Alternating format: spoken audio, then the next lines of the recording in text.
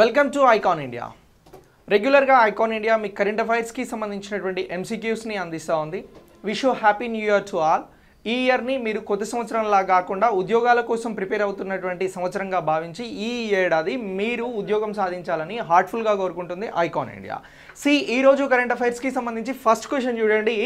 Ratings agency ICRA ప్రకారం financial year 2022లో భారతదేశం యొక్క వాస్తవ జీడిపి స్థూల దేశోత్పత్తి గ్రాస్ డొమెస్టిక్ ప్రొడక్షన్ వృద్ధి ఎంతగా ఉందని అంచనా వేయబడింది. Option A 12.5, option B 11%, option C 10%, option D 9%. ఒక దేశ అభివృద్ధికి సంబంధించి ఎకానమీ పాయింట్ ఆఫ్ వ్యూలో స్థూల దేశోత్పత్తిని కొలవాల్సి వచ్చినప్పుడు దాని అంచనా అనేది చాలా చాలా ఇంపార్టెంట్. అంచనాలకి సంబంధించి ఏదైతే ఇక్కడ 2022వ సంవత్సరానికి సంబంధించినటువంటి ఫినాన్షియల్ ఇయర్లో భారతదేశానికి సంబంధించినటువంటి వాస్తవ జీడిపి గురించి అడగడం జరుగుతూ ఉంది. మరి ఈ జీడిపిలో ఎంత పర్సెంట్ దీన్ని అంచనా వేయడం జరిగింది అని అంటే దీనిని 9%, ఆప్షన్ డి 9%గా అంచనా వేయడం జరుగుతూ ఉంది. ఫైనాన్షియల్ ఇయర్ 2022కి సంబంధించి భారతదేశంలో 9% స్థూల దేశోత్పత్తి విస్తరణపై రేటింగ్స్కి సంబంధించినటువంటి ఏజెన్సీ ఐసీఆర్ఏ తన అంచనాను కొనసాగించడం జరిగింది. మరి ఆర్థిక వ్యవస్థ యొక్క అధికారిక మరియు అనధికారిక రంగాల మధ్యన కే ఆకారపు భిన్నత్వం కనిపిస్తుంది అని చెప్పేసి చెప్పడం జరుగుతుంది. ఈ కే ఆకారపుకి సంబంధించినటువంటి భిన్నత్వాన్ని ఎప్పుడు అంచనా వేయడం జరుగుతుంది అని అంటే ఇది ఏదైనా మాంద్యం వచ్చినప్పుడు ఈ ఆర్థిక మాంద్యాన్ని ఇప్పుడు కోవిడ్ వలన అన్ని రంగాలు పూర్తిగా దెబ్బతినడం జరిగింది. ఇలా దెబ్బతిన్నటువంటి ఈ ప్రస్తుత ఆర్థిక పరిస్థితులకి సంబంధించి అంచనా అనేది ఎలా ఉంది అని అంటే కే ఆకారపు భిన్నత్వంలో ఉంది అని చెప్పేసి చెప్పడం జరుగుతూ ఉంది. ఇలా వివిధ రంగాలు అన్నీ కలిసి ఇంకా అభివృద్ధి చెంది జీడిపి అనేది ఈ ఏడాదికి సంబంధించి 9%గా ఉంటుంది అనేది ఐసీఆర్ఏ అనేది అంచనా వేయడం జరిగింది. Okay right. దీని తర్వాత నెక్స్ట్ క్వశ్చన్ చూడండి. కన్జ్యూమర్స్ ప్రొటెక్షన్ యాక్ట్ యొక్క తాజా వెర్షన్ను ఏ సంవత్సరం ఆమోదించబడింది? ఇది వెరీ వెరీ ఇంపార్టెంట్ క్వశ్చన్ అండి. కన్జ్యూమర్స్కి సంబంధించి వినియోగదారులకి సంబంధించినటువంటిది వెరీ వెరీ ఇంపార్టెంట్ క్వశ్చన్. దీనికి సంబంధించినటువంటి తాజా వెర్షన్ అని అంటున్నాం. ఇది 2010లో ఆమోదించబడిందా, 2015, 2019, 2021 అని చెప్పేసి ఇక్కడ ఆప్షన్స్ ఇవ్వడం జరిగింది. మరి దీన్ని మనం గుర్తుంచుకోవాలి, అలాగే ఎగ్జామ్లో వస్తే 1 మార్క్ పొందేలా దీన్ని ప్రిపేర్ అవ్వాల్సి ఉంటుంది. దీనికి సంబంధించినటువంటి ఆన్సర్ చూడండి 2019. తాజా వర్షన్ని ఎప్పుడు ఆమోదించారు అని అంటే వినియోగదారుల రక్షణ చట్టానికి సంబంధించి 2019 ద్వారా అందించబడినటువంటి అధికారాలను అమలు చేస్తూ కేంద్ర ప్రభుత్వం అనేది వినియోగదారుల రక్షణ కోసం డైరెక్ట్ సెల్లింగ్ రూల్స్కి సంబంధించి 2021ని నోటిఫై చేసింది. ఏది 2019 వినియోగదారుల రక్షణ చట్టానికి సంబంధించి 2021 నోటిఫై అనేది చేయడం జరిగింది ఇటీవల కేంద్ర ప్రభుత్వం. దీన్ని చాలా ఇంపార్టెంట్గా మీరు గుర్తుంచుకోండి. ఇక ఈ నిబంధనల ప్రకారం ఏంటంటే డైరెక్ట్ సెల్లింగ్, ఎంటీటీ మరియు డైరెక్ట్ సెల్లర్స్కి సంబంధించినటువంటి పిరమిడ్ స్కీములని ప్రోత్సహించడం లేదా అలాంటి స్కీములలో ఎవరైనా నమోదు కావడం లాంటివి పూర్తిగా చట్ట వ్యతిరేకం అని చెప్పేసి కూడా ఈ వినియోగదారుల రక్షణ చట్టానికి సంబంధించినటువంటి దానిలో చెప్పడం జరుగుతూ ఉంది. Okay right. ఇక దీని తర్వాత చూడండి నెక్స్ట్ క్వశ్చన్. రాష్ట్రంలోని యూనివర్సిటీలలో ఉన్నత విద్యాశాఖ మంత్రికి మరిన్ని అధికారాలను కల్పించేందుకు ఏ రాష్ట్ర శాసన మండలి బిల్లును ఆమోదించింది? శాసనసభ కాదండి, శాసన మండలి అని అడుగుతున్నారు. పాలిటీ పాయింట్ ఆఫ్ వ్యూలో ఇటీవల దేశంలో సంభవిస్తున్నటువంటి మార్పులకి సంబంధించి తీసుకొస్తున్నటువంటి చట్టాలకి సంబంధించి it is the very very important question. అది ఆంధ్రప్రదేశ్, మహారాష్ట్రనా, తెలంగాణనా, తమిళనాడు అని చెప్పేసి అడగడం జరిగింది. దీనికి సంబంధించి ఏ శాసన మండలి ఆమోదం తెలిపింది అని అంటే మహారాష్ట్రకి సంబంధించినటువంటి శాసన మండలి అనేది ఆమోదం తెలపడం జరిగింది. ఓకేనా. ఇది మహారాష్ట్ర పబ్లిక్ యూనివర్సిటీ చట్టం 2016కి సంబంధించి 3వ సవరణ, 3rd అమెండ్మెంట్ అని చెప్పేసి చెప్పడం జరుగుతూ ఉంది. ఈ అమెండ్మెంట్ ప్రకారం ఏదైతే యూనివర్సిటీలకి సంబంధించి ఉన్నత విద్యకి సంబంధించినటువంటి అధికారాలు ఉన్నాయో వాటిని మరిన్ని ఎక్కువగా విద్యాశాఖ మంత్రికి కట్టబెట్టడం జరుగుతూ ఉంది ఈ బిల్ ప్రకారం. 4th క్వశ్చన్ చూడండి. గ్రామ్ ఉజ్వల్ కార్యక్రమాన్ని అమలు చేస్తున్నటువంటి మంత్రిత్వ శాఖ ఏది? గ్రామ్ ఉజ్వల్ కార్యక్రమాన్ని అమలు చేస్తున్నటువంటి మంత్రిత్వ శాఖ ఏది? సి ఆప్షన్ ఏ విద్యుత్ మంత్రిత్వ శాఖ, ఆప్షన్ బి గ్రామీణాభివృద్ధి మంత్రిత్వ శాఖ, ఆప్షన్ సి వ్యవసాయ మరియు రైతుల సంక్షేమ మంత్రిత్వ శాఖ, డి పర్యావరణం మరియు అటవీ మరియు వాతావరణ మార్పులకి సంబంధించినటువంటి మంత్రిత్వ శాఖ. సి ఏ మంత్రిత్వ శాఖ దీన్ని హ్యాండిల్ చేస్తుంది అని అంటే option A is the right answer, విద్యుత్ మంత్రిత్వ శాఖ. ఈ ఉజ్వల పథకానికి సంబంధించి, ఉజ్వల్ స్కీమ్కి సంబంధించి ఏదైతే గతంలో వాడినటువంటి బల్బ్స్ ఉన్నాయో వాటిని రీప్లేస్ చేస్తూ కేవలం 10 రూపాయలకే ఎల్ఈడి బల్బ్స్ని 3 సంవత్సరాల పాటు అందించేటువంటి స్కీమే, గ్యారంటీతో ఇస్తున్నటువంటి స్కీమే ఈ ఉజ్వల్ పథకం. సో దీనికి సంబంధించి ఈ కన్వర్జెన్సీ ఎనర్జీ సర్వీసెస్ లిమిటెడ్ అనేది సో వీటిని అందించడం జరుగుతూ ఉంది. ఇటీవల ఈ కన్వర్జెన్సీ ఏజెన్సీ సర్వీస్ లిమిటెడ్ ఏం చేసింది అని అంటే 50 లక్షల ఎల్ఈడి బల్బులను పంపిణీ చేయడం జరిగింది.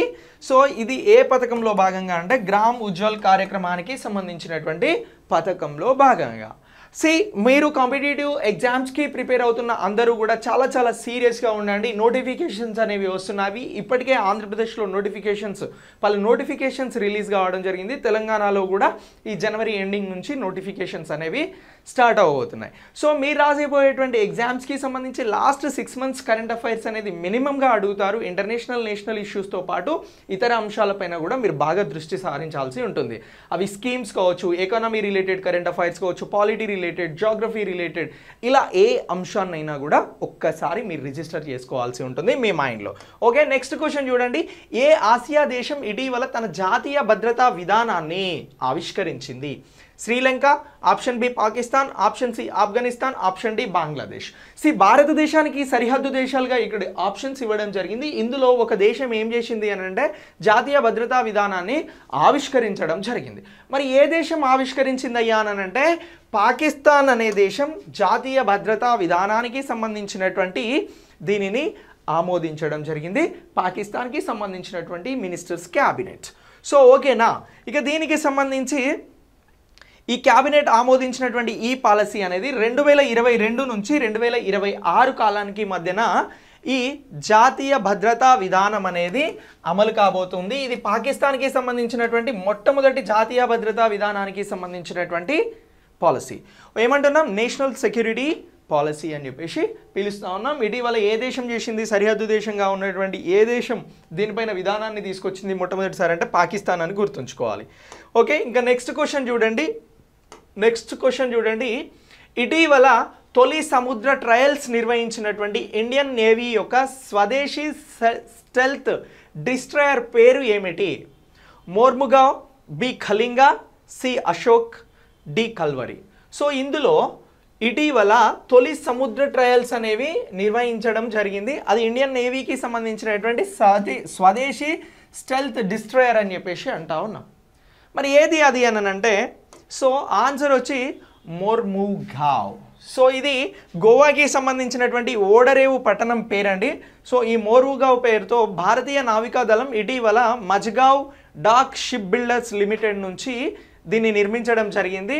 సో మోర్ముగావ్ అని P-15B తరగతికి చెందినటువంటి రెండవ స్వదేశీ ఏంటి ఈ మోర్ముగావ్కి సంబంధించినటువంటిది ఏంటి అని అంటే రెండవ స్వదేశీ స్టెల్త్ డిస్ట్రాయర్ అని చెప్పేసి గుర్తుంచుకోవాలి. మొదటిసారిగా దీనికి సంబంధించినటువంటి సముద్ర ట్రయల్స్ అనేవి నిర్వహించడం జరిగింది. ఓకేనా, రైట్. ఇక దీని తర్వాత నెక్స్ట్ క్వశ్చన్ చూడండి. LCA తేజస్ MK1 యుద్ధ విమానాల అభివృద్ధి మరియు సరఫరా కోసం భారత్ ఎలక్ట్రానిక్స్ లిమిటెడ్తో ఎవరు ఒప్పందం కుదుర్చుకున్నారు? వెరీ వెరీ ఇంపార్టెంట్ క్వశ్చన్స్ అండి. రక్షణపరమైనటువంటి డిఫెన్స్ రిలేటెడ్ క్వశ్చన్స్ పైన మనం ఎక్కువ ఫోకస్ చేయాల్సి ఉంటుంది. కొంచెం నేమ్స్ అనేవి టఫ్గా ఉంటాయి. ఆ మధ్యలో జరిగేటువంటి ఒప్పందాలు కానీ ప్రయోగాలు కానీ ఈ డిఫెన్స్కి రిలేటెడ్గా ఉన్నటువంటి తయారీలకి సంబంధించినటువంటి దేశంలో జరుగుతున్న ఒప్పందాలు, అంతర్జాతీయంగా జరుగుతున్న ఒప్పందాలు, ఇలాంటి వాటిపైన మనం ఎక్కువగా ఫోకస్ చేయాల్సి ఉంటుంది. ఓకేనా, క్వశ్చన్స్ అనేవి పక్కాగా పడతాయి 1 or 2. మరి ఈ LAC తేజస్ MK1 యుద్ధ విమానాల అభివృద్ధి మరియు సరఫరా కోసం భారత్ ఎలక్ట్రిక్స్ లిమిటెడ్తో ఎవరు ఒప్పందం కుదుర్చుకున్నారు అని అంటే option A Bharat heavy electricals limited, option B Hindustan aeronauticals limited, option C defence research and development laboratory, option D Bharat earth movers limited. ఎవరు ఒప్పందం కుదుర్చుకున్నారు అని అంటే option B Hindustan aeronautics limited అనేది ఒప్పందం కుదుర్చుకోవడం జరిగింది. హిందుస్థాన్ ఏరోనాటికల్ లిమిటెడ్, దీన్నే హాల్ అని అంటున్నాం, HAL హాల్. సో ఇది లైట్ కంబాట్ ఎయిర్క్రాఫ్ట్ తేజస్కి సంబంధించినటువంటి MK-1A ఫైటర్స్ ఎయిర్క్రాఫ్ట్స్ ప్రోగ్రామ్ కోసం 20 రకాల సిస్టమ్స్ని అభివృద్ధి మరియు సరఫరా చేసేందుకు భారత్ ఎలక్ట్రిక్స్ లిమిటెడ్ BELతో 2004 కోట్ల ఒప్పందం అనేది చేసుకోవడం జరిగింది. సో ఇలా దీనిని గురించి క్వశ్చన్ ఎలా వచ్చినా ఈ కంటెంట్ని మనం మినిమం గుర్తుపెట్టుకుంటే మ్యాక్సిమం ఆన్సర్ చేయవచ్చు. Okay right. ఇక దీని తర్వాత నెక్స్ట్ క్వశ్చన్ చూడండి. అంతర్జాతీయ అంతరిక్ష కేంద్రానికి మొట్టమొదటి ప్రైవేట్ ప్రయాణికుడు యుసాక్ మెజావాను ఇటీవల ఏ అంతరిక్ష సంస్థ అనేది ప్రయోగించింది? మీరు 2021 సంవత్సరానికి ఒకసారి అబ్జర్వ్ చేస్తే స్పేస్ ఎక్స్ కానీ, వర్జిన్ కానీ, అలాగే అమెజాన్కి సంబంధించినటువంటి వారు కానీ వీరంతా కూడా ప్రైవేట్ టూర్స్ని అంతరిక్షంలోకి చేయడం జరిగింది.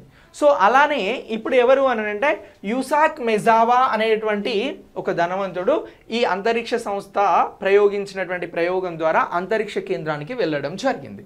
సో అది ఏ ప్రైవేట్ ప్రయాణికుడు అని అంటున్నారు? Option A NASA, option B ISRO, option C Roscosmos, option D ESA. So ఇవన్నీ కూడా అంతరిక్ష కేంద్రాలండి, వివిధ దేశాలకి సంబంధించినటువంటివి. మరి ఎవరు నిర్వహించినటువంటి వారు అని అంటే రోస్కోస్మోస్. సో ఇది రష్యాకి సంబంధించినటువంటిది. జపనీస్ బిలియనియర్ అయిన యుసాక్ మెజావాను రష్యా అంతరిక్ష సంస్థ రోస్కోస్మోస్ డిసెంబర్ 8న యూసోజ్ అంతరిక్ష నౌకలో అంతర్జాతీయ అంతరిక్ష కేంద్రానికి పంపించడం జరిగింది. ఓకేనా? సో ఇలా అంతర్జాతీయ అంతరిక్ష కేంద్రంలో ఇతను ఎన్ని రోజులు గడిపాడు అని అంటే 12 రోజులు తన సమయాన్ని గడపడం జరిగింది. ఆ తర్వాత చాలా సేఫ్గా ఇతను మళ్ళీ భూమి మీదకి రావడం జరిగింది. అయితే 2023లో స్పేస్ ఎక్స్ ద్వారా చంద్రమండలంలోకి వెళ్తున్నటువంటి దానికి సంబంధించి ఇది ఒక టెస్ట్ ట్రయల్గా చెప్పడం జరుగుతూ ఉంది. Okay right. ఇక దాని తర్వాత నెక్స్ట్ క్వశ్చన్ చూడండి. క్లీన్ ఎనర్జీ మరియు క్లైమేట్ పార్ట్నర్షిప్ ఏర్పాటు చేయనున్నటువంటి దేశాలు ఏవి? భారత్ మరియు ఫ్రాన్స్, అలాగే భారత్ మరియు యూరోపియన్ యూనియన్, భారతదేశం మరియు ఆస్ట్రేలియా, భారతదేశం మరియు రష్యా. భారతదేశం అనేది ఇక్కడ కామన్గా ఇచ్చినటువంటి ఆప్షన్. సో దీంతో వేరే ప్రపంచ దేశాలను అనుసంధానం చేయడం జరిగింది ఆప్షన్స్లో. క్లీన్ ఎనర్జీ అలాగే క్లైమేట్ పార్ట్నర్షిప్కి సంబంధించినటువంటి విధానాన్ని ఏర్పాటు చేయడానికి సంబంధించిన పార్ట్నర్షిప్. ఆన్సర్ ఏంటంటే దీనికి భారతదేశం మరియు యూరోపియన్ యూనియన్ ఈ రెండు కలిసి క్లైమేట్ చేంజెస్కి సంబంధించినటువంటి దానిపైన వర్క్ చేయబోతా ఉన్నాయి. లాస్ట్ క్వశ్చన్ చూడండి. భారత నేతృత్వంలోని అంతర్జాతీయ సౌర కూటమిలో 101వ సభ్య దేశంగా ఏ దేశం చేరింది? Russia, option B America, option C France, option D Japan. 2015లో ఈ అంతర్జాతీయ సౌర కూటమిని ఫ్రాన్స్, భారత్ రెండు ప్రారంభించడం జరిగింది. ఇది జీకే క్వశ్చన్. ఎప్పుడు? 2015లో. ఎప్పుడు? కాన్ఫరెన్స్ ఆఫ్ పార్టీస్కి సంబంధించి 21వ సమావేశంలో అంతర్జాతీయ సౌర కూటమిని భారత్, ఫ్రాన్స్ ప్రారంభించాయి 2015 కాన్ఫరెన్స్ ఆఫ్ పార్టీస్కి సంబంధించి వాతావరణ మార్పులకి సంబంధించి నిర్వహించేటువంటి సమావేశంలో. ఇప్పుడు 101వ దేశంగా ఎవరు జాయిన్ అయ్యారు అని అంటే ఇక్కడ ఇచ్చినటువంటి ఆప్షన్లో అమెరికా జాయిన్ కావడం జరిగింది. సో ఇలా అమెరికా అనేది ఇప్పుడు అంతర్జాతీయ సౌర కూటమికి సంబంధించి 101వ దేశంగా జాయిన్ కావడం జరిగింది. Very very important. సో ఇక్కడ నుంచి క్వశ్చన్ వచ్చినా కూడా మీరు ఆశ్చర్యపోనవసరం లేదు. ప్రపంచంలోని ఇతర దేశాలు ఏర్పాటు చేసినటువంటి కూటమిలలో భారత్ జాయిన్ అవుతూ ఉండే, కానీ భారత్, ఫ్రాన్స్ సంయుక్తంగా ప్రారంభించినటువంటి అంతర్జాతీయ కూటమికి సంబంధించి అంతర్జాతీయ సౌర కూటమికి సంబంధించినటువంటి దానిలో లేటుగా 101వ దేశంగా అమెరికా అనేది చేరడం జరిగింది. వెరీ వెరీ ఇంపార్టెంట్ క్వశ్చన్ ఇది.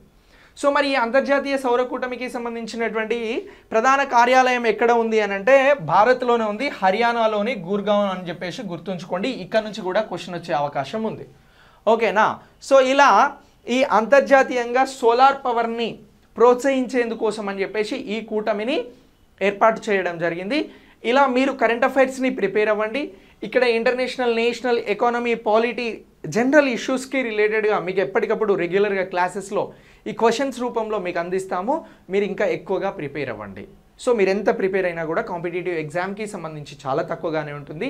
ఎందుకంటే డైలీ నెంబర్ ఆఫ్ అప్డేట్స్ ఉంటాయి. మనం చదివేటువంటి సబ్జెక్ట్ని ఇంటర్లింక్ చేస్తూ చదవాల్సి ఉంటుంది, అది అప్డేట్ అవ్వాల్సి ఉంటుంది. సో ఇలా మీ ప్రిపరేషన్ని ఈ 2022లో చాలా సక్సెస్ఫుల్గా ముందుకు తీసుకెళ్ళి మీరు ఉద్యోగంలో విజయం సాధించాలని చెప్పేసి హార్ట్ఫుల్గా కోరుకుంటుంది icon India. Thanks for watching.